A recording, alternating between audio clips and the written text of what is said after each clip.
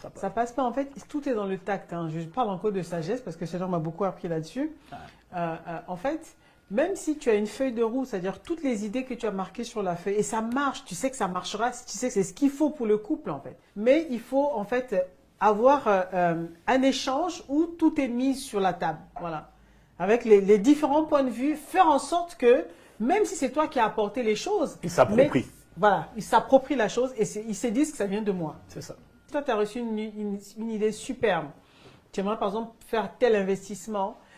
C'est mieux, par exemple, de lui poser des questions. Savoir, voilà, à quelle période sommes-nous? Est-ce que tu penses que c'est un moment propice à l'investissement? Pose-lui les questions pour le faire parler. Et tu verras qu'en fait, à force, il va parler. Peut-être qu'il n'avait rien ou il n'avait aucune idée de ça. Mais il va se dire, oui, oui, chérie, je pense que c'est le moment. Et il va te dire des choses. Et toi, ce que tu attends, c'est qu'il te dise, qu'il donne le go, qu'il s'approprie le projet. Tu dis, oui, est-ce que tu as entendu parler d'ici? Je ne sais pas, j'ai entendu les gens dire. Alors que tu sais bien, tu t'es renseigné. Mais tu lances comme ça le débat pour que lui dise, oui, effectivement, j'en ai entendu parler. On peut faire ci. Il paraît que tel placement peut être rentable. En parlant, tu dis, ben, je ne sais pas, mais qu'est-ce que tu en penses? Est-ce que tu penses que c'est le moment? Pose-lui des questions.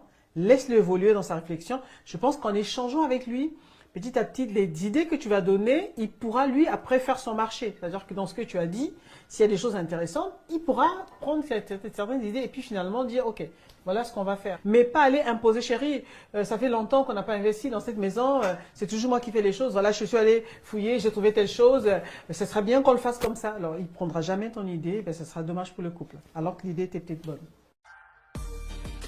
Pasteur Yvan, comment avez-vous fait pour rester fidèle, loyal, aimant pendant 22 ans? La question est comment j'ai fait mon bébé pour être fidèle et loyal pendant 22 ans et continuer d'aimer ma femme plus que, et je le dis vraiment, plus qu'au premier jour. Ben, alors, pour moi, c'est une très très bonne question parce que j'entends souvent les gens dire que non, ils n'aiment plus leur mari, j'aime plus ma femme, etc. Mais moi, je crois qu'il y a une chose qui m'a beaucoup aidé.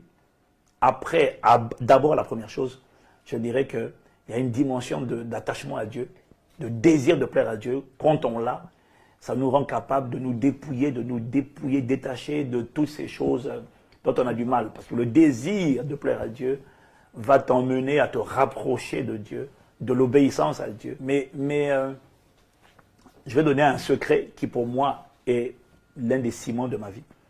Et je crois que ma femme, c'est pareil, tu l'as dit, mais je veux le faire ressortir encore. C'est la décision. Pour moi, réussir son mariage, ce n'est pas une émotion, ce n'est pas un accident. J'ai découvert que réussir à aimer sa femme pendant 22 ans, ce n'est pas un sentiment. Il faut une décision, il faut une détermination. Parce que la vie va toujours envoyer des vents de tentation, des vents de séduction, des vents de déception. Mais rester, ce qui permet en fait, bébé, au lieu de fuir la responsabilité. Pourquoi est-ce qu'on a tendance à, dès que ça ne va pas, on va s'asseoir, on va discuter pour trouver un terrain d'entente, se communiquer, pour se comprendre? Mais c'est parce qu'on a dit que nous, on a décidé de réussir le mariage. Vous voyez? C'est vrai pour une entreprise, c'est vrai pour un mariage, c'est vrai pour tout en fait. Moi je crois que tant qu'on n'a pas décidé, c'est quand on est déterminé, on a décidé qu'on va réussir. Moi j'ai décidé que par la grâce de Dieu, je serai fidèle à ma femme. Ce n'est pas un accident. Donc la différence entre les gens qui arrivent et qui n'y arrivent pas, très souvent, c'est d'abord une question non pas d'émotion, mais de décision, de détermination. J'ai décidé dans mon cœur que je vais aimer cette femme. Et c'est pourquoi, quand ça ne va pas, je l'arrête. J'ai dit, écoute, moi j'ai décidé que ça sera toi. Alors aide-moi à rester dans ma décision, s'il te plaît. Parce que si par exemple tu m'injuries, tu me méprises, tu me rabaisses devant les gens, ou même en privé ou en public, ben, tu n'es pas en train de m'aider. Aide-moi à garder ma décision. Aimer, ce n'est pas un sentiment, c'est d'abord une décision. On décide d'aimer. Si l'amour de Dieu envers nous dépendait de ses émotions, on aurait tous péri. Il n'y a personne qui aurait subsisté. Dieu a décidé de nous aimer. Il a donné Jésus. Il a décidé d'être patient avec nous. C'est pas une émotion. Donc je pense qu'un mariage qui dure, c'est un mariage qui doit sortir de la perspective de « Ah, aujourd'hui je sens pas ». Non, non, non, c'est pas une affaire de sentiment. C'est une affaire de décision. Et par la grâce de Dieu, moi j'ai décidé. Maintenant, après, je compte sur la grâce de Dieu. La Bible dit dans Daniel 1, verset 9, Daniel décida ou résolut en son cœur de ne pas se souiller. Et ensuite, la Bible dit que l'Éternel fit trouver faveur et grâce à Daniel auprès des Égyptiens. Tu vois. Mais il faut la décision, en fait. Et puis maintenant, la grâce vient environner la décision. Et j'ai envie de vous supplier, vraiment, c'est une décision. Et maintenant, après, quand on est décidé, évidemment, on a besoin de la grâce et on a besoin évidemment de la collaboration. Parce qu'on peut décider, mais il faut aussi que l'autre ait décidé. Parce que moi, si j'ai décidé que l'autre ne décide pas, ça ne sauve pas le mariage, en fait. Mais et c'est là où je loue Dieu pour la maturité. Elle a décidé, j'ai décidé. Excusez-moi, mais je crois vraiment que, et d'ailleurs, c'est l'histoire de la tour de Babel, que lorsque les hommes ont décidé ensemble de construire, même Dieu ne peut pas détruire. À combien plus forte raison Satan? Quand ces hommes ont décidé de bâtir une tour, Dieu lui-même a dit, regardez, il n'y a plus personne qui pourra les arrêter. Et je crois que la plupart de nos foyers, de nos couples, c'est parce que l'un et l'autre ne sont pas décidés. Je crois que si l'un et l'autre sont décidés, Satan ne pourra pas le détruire. Et Dieu ne sera que du côté du mariage parce que c'est lui qui a institué cette institution. Voilà, c'est ce que je voulais partager un peu comme sagesse. Et ça, moi, c'est ça qui m'aide tous les jours. C'est une décision. Amen. Quelle est selon vous la définition d'un mariage réussi? Réussir son couple, c'est faire gagner le couple. C'est-à-dire que c'est pas toi qui as raison, c'est pas moi, c'est le couple qui a raison. C'est l'institution. Voilà, le mariage. C'est investir à deux pour conserver, pour honorer, pour vraiment valoriser l'institution qu'est le mariage. Et y croire, parce qu'en fait, il y a des gens qui rentrent dans le mariage et qui se disent « Ouh là là, je ne sais pas, je ne le connais pas, mais si ça chauffe, je me barre. » Ils vont déjà avec non, mais c'est vrai. cette optique d'avoir une issue de secours. Donc on y va, si ça ne va pas, paf, je sors.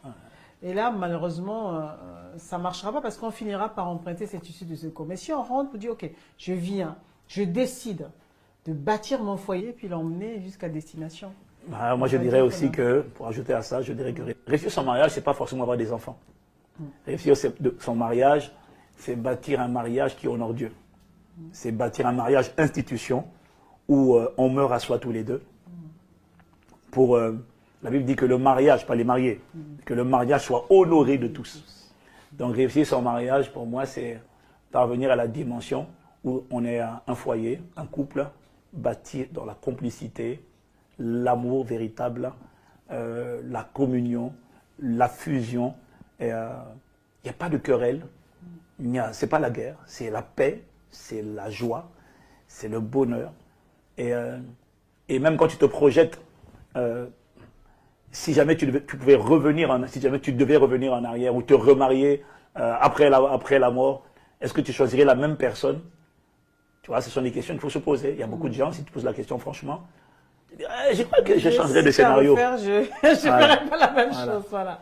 Ah, c'est vrai ça. Mais moi, franchement, pour ce que j'ai vu en ma femme, comme caractère, comme vertu, comme... franchement, j'admire ma femme.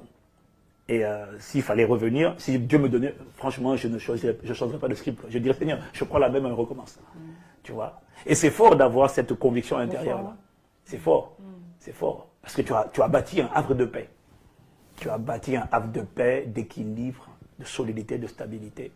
Si tu as des enfants, c'est bien. Mais ce n'est pas ça qui fait un mariage réussi. Tu vois. Et pour moi, c'est ça, la réussite.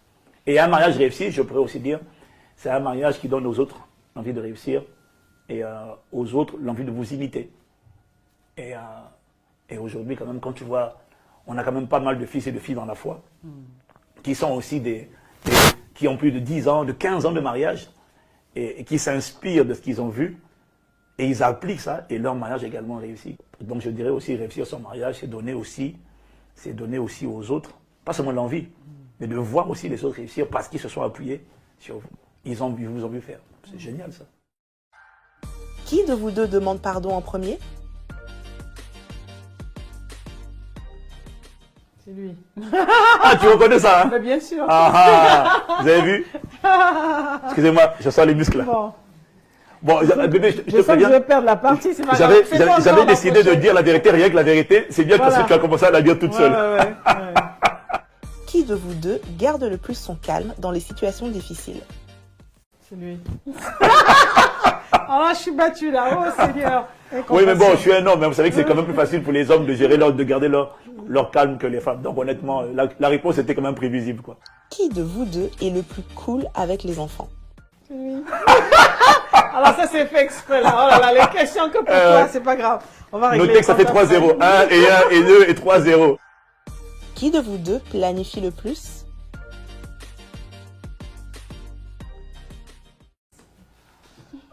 Hein? Et 4-0. Qui de vous deux s'occupe des tâches administratives? Là, je crois que c'est toi quand même. C'est moi. C'est pas ma grâce là. Sauvé par le gang, on dirait quelqu'un. Qui de vous deux est le plus sportif? Je crois que c'est toi quand même un peu. C'est moi quand même, ouais, c'est moi. Ah ouais. Hein, à la honte quand même de... sport, effectivement. Youpi, je me rattrape là. Qui de vous deux gère les finances? C'est moi. Qui de vous deux fait le plus de compliments? Ah, c'est quand même toi. Ah bon? Oui, je trouve, ouais. C'est vrai? Ouais. Oh, peut-être Ouais. pas. En privé comme en public, c'est quand même lui. C'est vrai, c'est vrai. Ah ouais. Peut-être qu'on est kiff-kiff, hein.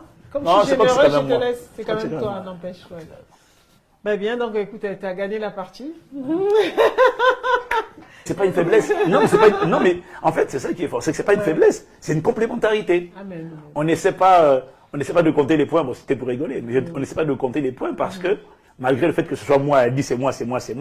Mais la vérité, c'est que moi, je suis comblé par ce que tu es.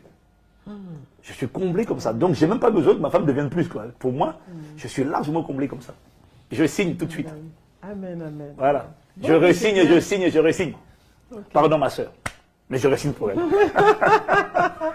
En tout cas, merci beaucoup. On a été ravis de vous avoir ce matin.